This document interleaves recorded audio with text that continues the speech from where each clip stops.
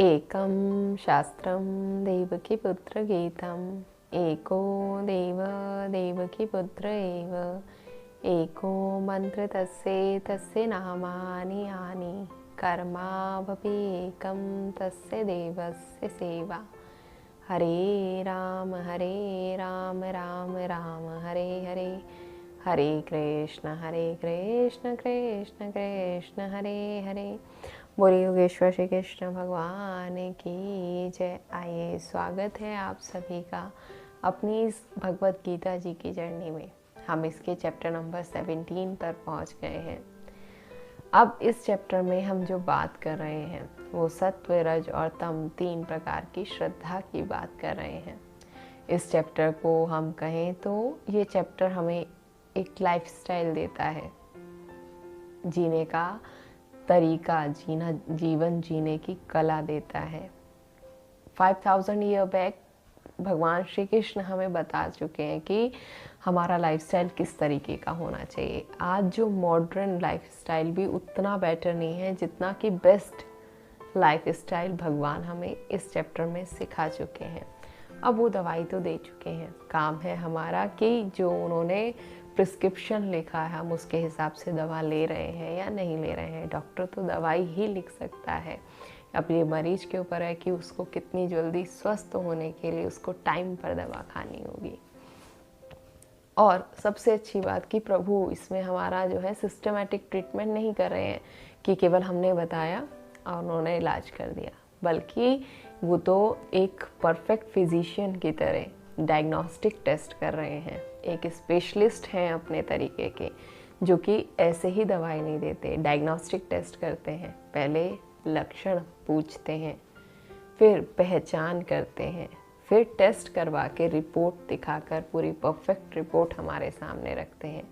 तो इस चैप्टर में प्रभु ने सत्व, रज और तम 3 प्रकार की श्रद्धा की बात की और उन पे भी वो हमारे किस तरीके से फूड पर, आहार पर, यज्ञ, तप और दान पर किस प्रकार की श्रद्धा, सात्विक, तामसिक और राजसिक 3 प्रकार की श्रद्धा की बात कर ली है। अब उस पे हमें अपने आप को परखना है कि हम किस कसौटी तक कहाँ पर खड़े हैं, क्योंकि सत्व, रज और तम 3 प्रकार के गुण हर किसी पर्सन के अंदर हैं।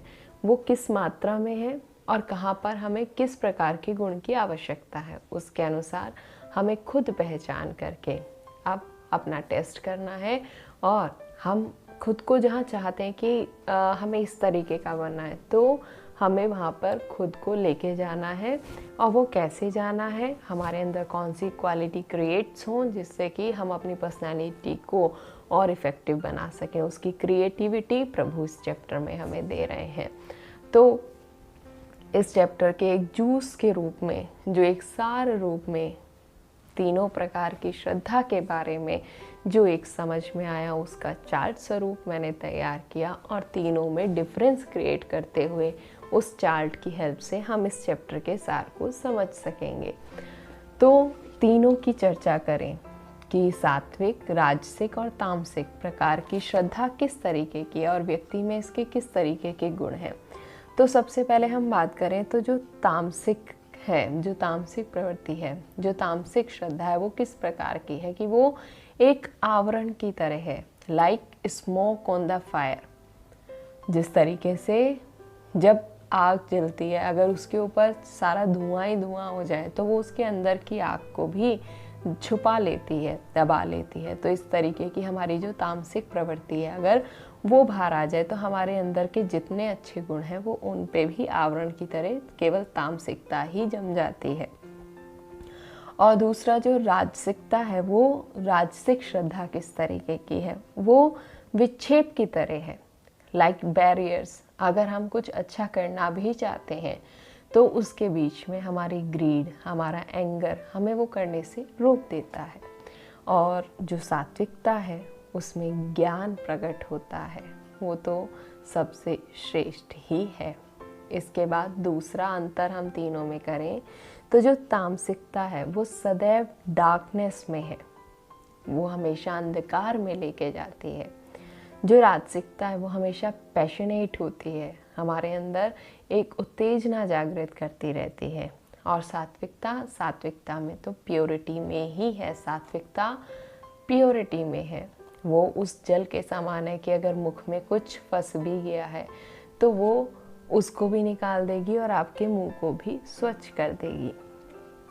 इसके आगे जो तामसिकता है, वो जो उसमें जो तामसिकता के अंदर जो हमारी डिज़ायर्स होती हैं, हमारी जो इच्छाएं हैं, वो अनमैनिफेस्टेड होती हैं। जैसे कि जो चल रहा है वो ठीक है, जैसे चल रहा है ठीक है, हम उसी में खुश हैं, हो रहा है तो ठीक है, नहीं हो रहा तो ठीक है, जैसा हो जाए वैसा बढ़िया।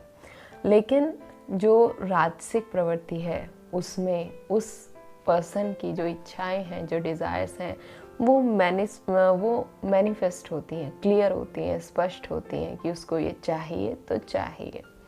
और जो सात्विक प्रकार की श्रद्धा है, उसकी जो डिज़ायर्स हैं, वो डिज़ायर्स उसकी ट्रांसेंडेंटल डिज़ायर होती हैं, मतलब कि ऐसी डिज़ायर जो सभी का कल्याण करे। जैसे कि गोस्वामी तुलसीदास जी ने हनुमान चालीसा का निर्माण किया, तो वो आज युगों युगों तक सबकी डिज़ायर पूरी कर रही हैं।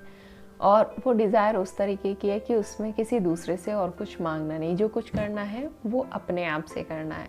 अगर मान लीजिए कि अगर हनुमान चालीसा की रॉयल्टी अगर गोस्वामी तुलसीदास जी मांगने लग जाते तो ये पूरी दुनिया ही कंगाल हो जाती। इसमें आगे जो अंतर आता है तीनों प्रकार की श्रद्धा में, वो है कि जैसे जो तामसिक प्रवृत्ति का व्यक्ति है वो हमेशा सदैव अपने ऊपर अत्याचार करता है।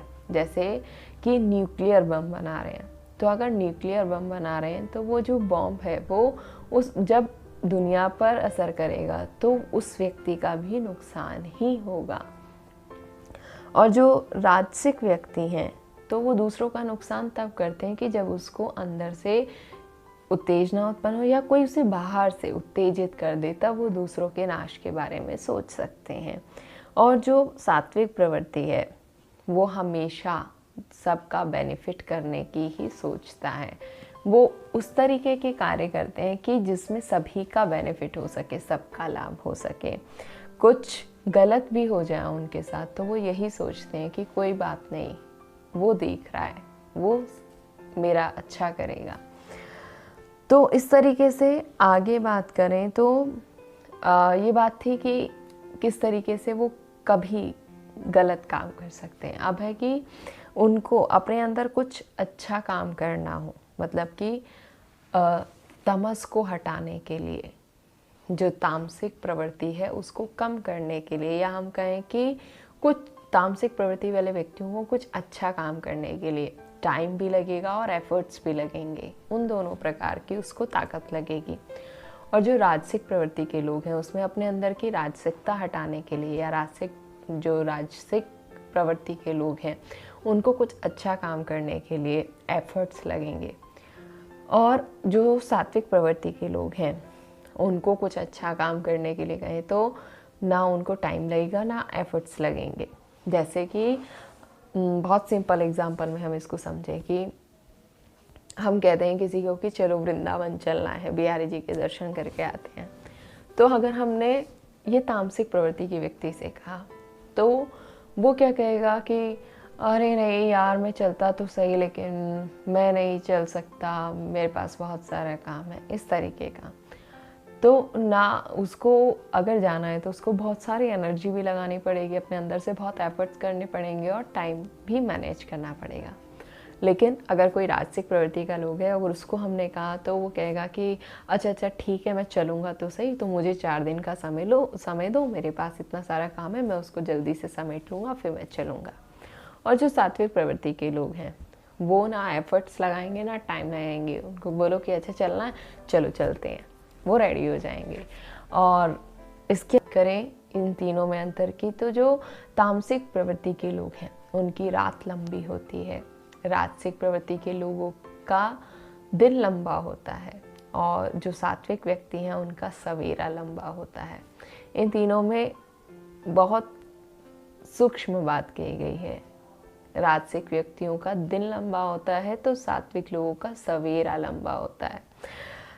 इसके आगे बात करें तो कि ऐसा व्यक्ति जो कि तामसिक है वो सेल्फ ऑब्सेस्ड होता है, उस पर खुद का जुनून सवार होता है, वो हमेशा अपने जुनून में आके काम को करता है। और जो राजसिक प्रवृत्ति के लोग हैं वो अटेंशन सीकर होते हैं कि अगर कुछ करते भी हैं तो वो सोचते हैं कि उसके बदले में उनको प्रशंसा मिलनी चाहिए। और जो सात्विक प्रवृत्ति के लोग हैं वो डी अटैच होते हैं, उनको प्रशंसा की आवश्यकता नहीं होती। जैसे कि माने कोई कथा है और तीनों प्रवृत्ति के लोग काम में लगे हैं, तो जो तामसिक प्रवृत्ति का लोग होगा वो काम तो नहीं करेगा, लेकिन काम के बाद जब माला लेने की बात आएगी तो वो सबसे पहले खड़ा होगा। जो राजसिक प्रवृत्ति के लोग हैं वो काम भी करेंगे, लेकिन काम उस बल पर करेंगे कि हमें जो है उसकी प्रशंसा मिलनी चाहिए, तो अगर उनको माला मिलेगी तभी वो काम करेंगे। और जो तीसरी प्रवृत्ति के लोग हैं, जो सात्विकता से भरपूर लोग हैं, वो काम करने के समय तो सबसे पहले आएंगे, लेकिन जब माला मिल रही होगी तब वो गायब हो जाएंगे। तो इस तरीके के तीनों में अंतर होता है। इसके आगे हम बात करें तो जो तामसिक प्रवृत्ति के लोग हैं वो हमेशा ऑलवेज इनएक्टिव रहते हैं। जो राजसिक व्यक्ति हैं वो एक्सट्रीमली एक्टिव रहते हैं, और जो सात्विक व्यक्ति हैं वो ट्रांस एक्टिव रहते हैं। अब थोड़ा अच्छे से समझें तो ट्रांस एक्टिव मीन्स दिव्य रूप से एक्टिव। इसके एग्जाम्पल के रूप में हम जेम्स वॉट के स्टीम इंजन जब उसने इन्वेंट किया तो उस तरीके की सोच को ले सकते हैं। तो जब उसने गैस पर रखे हुए दूध के भिगोने में दूध को उबलते हुए देखा, तो उसने जब उस भाप से उस पतीले के ऊपर रखे हुए ढक्कन को उठते हुए देखा, तो उसके अंदर से विचार आया कि इस पानी में इतनी शक्ति है, इस भाप में, इस स्टीम में इतनी शक्ति है कि वो ऊपर रखी भारी प्लेट को भी उठा सकती है। तो इस तरीके की एक्टिवनेस जो व्यक्ति के माइंड में हमेशा रहती है, और वो कुछ इस तरीके से इन्वेंट करती है कि जिससे सबका ही फायदा हो सके। तो इस तरीके के विचार जो हैं वो ट्रांसएक्टिव आइडियाज़ हैं। अब इसके आगे हम बात करें, जो तामसिक प्रवृत्ति के लोग हैं वो पार्शियल नॉलेज रखते हैं, मतलब कि जितना आवश्यक है ठीक है, उतना उन्होंने सुन लिया, देख लिया, कर लिया, बस उससे ज़्यादा उनको आवश्यकता नहीं है।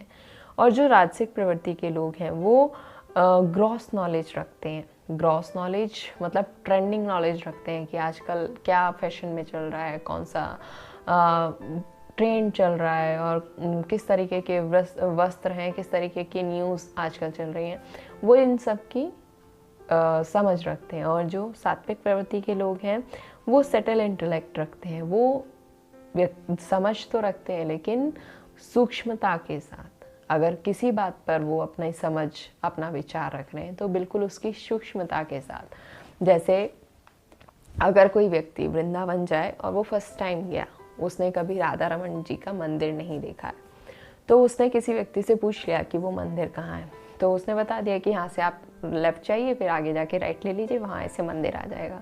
तो उसने पूछा कि भैया वो मंदिर क्यों प्रसिद्ध है, तो उसने कहा कि मुझे ये नहीं पता, रास्ता पता है, बहुत लोग जाते हैं, आप ही ऐसे जाइए, दर्शन कर लीजिए। ये तामसिक प्रवृत्ति के लोग हैं।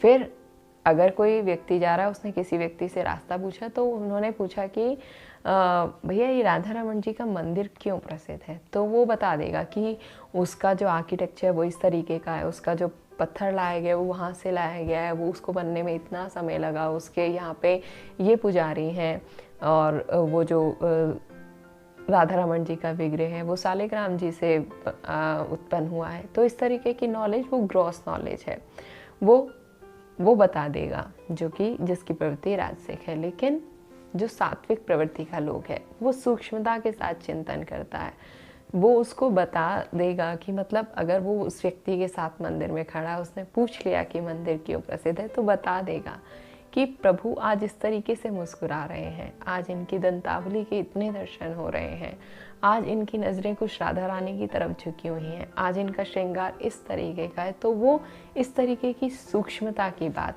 सूक्ष्मता का विचार कर देता है, उसकी प्रवृत्ति सात्विक है। इसके आगे जो तामसिक व्यक्ति है उसको हमेशा इग्नोरेंस में ही प्लेजर मिलता है, वो इग्नोरेंस में ही जीता है। जो राजसिक प्रवृत्ति के लोग हैं उनको इंस्टेंट प्लेजर चाहिए कि उन्होंने काम किया उसका तुरंत रिजल्ट चाहिए। और जो सात्विक प्रवृत्ति के लोग हैं वो लॉन्ग टर्म प्लेजर के बारे में सोचते हैं कि आज ये काम किया तो ऐसा कुछ काम करें जिससे कि इसका फ़ायदा आगे तक मिलता रहे। जैसे कि 3 दोस्त थे, वो तीनों सेम रास्ते से सेम प्लेस पर जॉब करते थे, लेकिन वो जहाँ रहते थे वहाँ से उनका जो जॉब का प्लेस था वो बहुत दूर था। उसके लिए उनको 2-3 बसें चेंज करनी पड़ती थी। तो जो पहली सोच का व्यक्ति था उसकी सोच तामसिक है, तो वो क्या सोचता है कि यार छोड़ो ये जॉब वॉब, घर पे बैठो आराम से, मुझे ये करना ही नहीं है, इतनी टेंशन है और इतना ये बस चेंज करना, ये वो टाइम लगता है, एफर्ट्स लगते हैं, छोड़ो। जो राजसिक वाला व्यक्ति है वो सोचेगा कि मैं कुछ ऐसा कर जाऊं कि मेरे को यहाँ से प्रमोशन मिल जाए, या मैं दूसरी जॉब कर लूँ, या मैं ऐसा करूँ कि घर ही उसके पास ले लूँ। ये जो है राजसिक प्रवृत्ति के लोग की सोच है। जो सात्विक है वो भी ऐसा सोचेगा कि अरे यार इतना टाइम लगता है, लेकिन वो कुछ ऐसा करने की कोशिश करेगा कि मैं कुछ ऐसा साधन निकाल दूँ। उसको भी ऐसा करना पसंद नहीं, लेकिन वो सोचेगा कि ऐसा क्या किया जाए कि जैसी प्रॉब्लम मुझे आज होती है वैसे कल आने वाले मेरे साथियों को ना हो। तो वो इसका जॉब को छोड़ने का विचार कर सकता है, लेकिन उसके पीछे कारण क्या होगा कि ऐसा कारण होगा कि इसमें किस तरीके का सुधार किया जा सके, जैसी प्रॉब्लम मुझे आई वैसी औरों को ना आए। इसके आगे जो तामसिक प्रवृत्ति के लोग हैं वो केवल खुद से प्रेम करना जानते हैं, अपने से प्रेम करते हैं। जो राजसिक प्रवृत्ति के लोग हैं वो अपने साथ साथ अपनी फैमिली से भी प्रेम करते हैं, और जो सात्विक प्रवृत्ति के लोग हैं वो सभी से प्रेम करते हैं। इसके आगे तीनों में डिफरेंस क्रिएट करें तो जो तामसिक प्रवृत्ति के लोग हैं उनमें फॉल्स ईगो होती है, वो फॉल्स ईगो का ही प्रदर्शन करते हैं। उन्होंने जो काम किया भी नहीं है वो उसकी भी प्रशंसा चाहते हैं। और जो तामसिक प्रवृत्ति के लोग हैं वो ईगोइस्टिक होते हैं। ईगो उनमें भी होती है, लेकिन ईगो किसकी, जो कार्य उन्होंने किया है उसके लिए ईगो होती है कि मैंने किया है, तो उनको इस चीज़ का गुमान रहेगा। और जो सात्विक प्रवृत्ति के लोग हैं वो अभिमान शून्य रहते हैं। उनमें किसी भी तरीके का, अगर उन्होंने कोई अच्छा कार्य भी किया है जिसकी सब प्रशंसा कर रहे हैं, तो उस कार्य के प्रति भी उनको कोई ईगो नहीं होता है। जो अब हम बात करें कि तामसिक प्रवृत्ति के लोग हैं वो कब कार्य करते हैं, जब तक उनको दंड ना मिले तब तक वो किसी कार्य करने को तैयार ही नहीं होते हैं। और जो तामसिक प्रवृत्ति के लोग हैं वो तब तक कोई काम नहीं करेंगे जब तक कि उनको कोई रिवॉर्ड ना मिले। पहले उनको कुछ ना कुछ रिवॉर्ड मिलना चाहिए, तभी वो कार्य करेंगे। और जो सात्विक प्रवृत्ति के लोग हैं वो कार्य तभी करेंगे जबकि उनको फ्रीडम दी जाएगी उनके विचारों की, क्योंकि वो जो सात्विक व्यक्ति है वो कार्य तभी किया जाएगा जब कोई उसके कार्य में विघ्न ना डाले, वो अपनी सोच के हिसाब से उस कार्य को कर सके। तो इस तरीके से ये तीनों प्रकार की प्रवृत्तियां जो सात्विक, राजसिक और तामसिक हैं, इन तीनों में जो पूरे चैप्टर के एक सार के रूप में वो इस चार्ट में मैंने तैयार किया, वो इस तरीके से तीनों में डिफरेंस क्रिएट होता है वो कहने का प्रयास किया। लेकिन इसमें इतनी बात ध्यान रखें कि कभी कभी ऐसा होता है कि जो तामसिक प्रवृत्ति की सोच है और जो सात्विकता की सोच है, दोनों देखने में एक जैसे लग सकते हैं, दोनों ही संतुष्ट होते हैं। लेकिन जो तामसिक प्रवृत्ति है, जो तामसिक प्रवृत्ति के लोग हैं वो कुछ ना करके संतुष्ट हैं, लेकिन जो सात्विक प्रवृत्ति के लोग हैं वो भी संतुष्ट हैं, लेकिन ये है कि चाहे बहुत कुछ ना करके एक काम करो, लेकिन वो काम ऐसा करो कि वो सदियों तक फायदा दे। तो इस तरीके से ये तीनों प्रवृत्तियाँ हमें हमारा लाइफस्टाइल जीने का, हमारे अपने लाइफस्टाइल को अपग्रेड करने का एक साधन स्वरूप भगवान ने प्रदान की हैं। अब हमें सोचना है कि हम इसमें से क्या अपनाना चाहते हैं। तो इस तरीके से अब इन तीनों प्रवृत्तियों के बारे में हमने जान लिया। इस पूरे चैप्टर का जो एक कंटेम्प्ररी अप्रोच थी, एक प्रैक्टिकल अप्रोच थी, वो सामने रखने का प्रयास किया गया। अब उस प्रैक्टिकल पाथ पर चलकर हम अपनी नॉलेज को कितना प्रैक्टिकल बना सकते हैं ये हमारे ऊपर ही डिपेंड करता है। तो अब इस प्रिस्क्राइब्ड प्रिस्क्रिप्शन के द्वारा हम इनकी दवाई को, इनकी मेडिसिन को कितना अपने अंदर अपना सकते हैं और अपने अंदर के जो रोग है उसको कितना सही कर पाते हैं, ये हमारी एक पेशेंट की क्षमता के ऊपर डिपेंड करता है। डॉक्टर भी हमारा बहुत बढ़िया है, उसका प्रिस्क्रिप्शन भी बहुत बढ़िया है, लेकिन हमने वो दवाई ही नहीं ली तो पेशेंट ही बेकार है। हम पेशेंट किस तरीके से अच्छे हो सकते हैं कि अगर हम उस स्पेशल फिजिशियन की, स्पेशल प्रिस्क्रिप्शन की स्पेशल दवाइयों को ले सकें।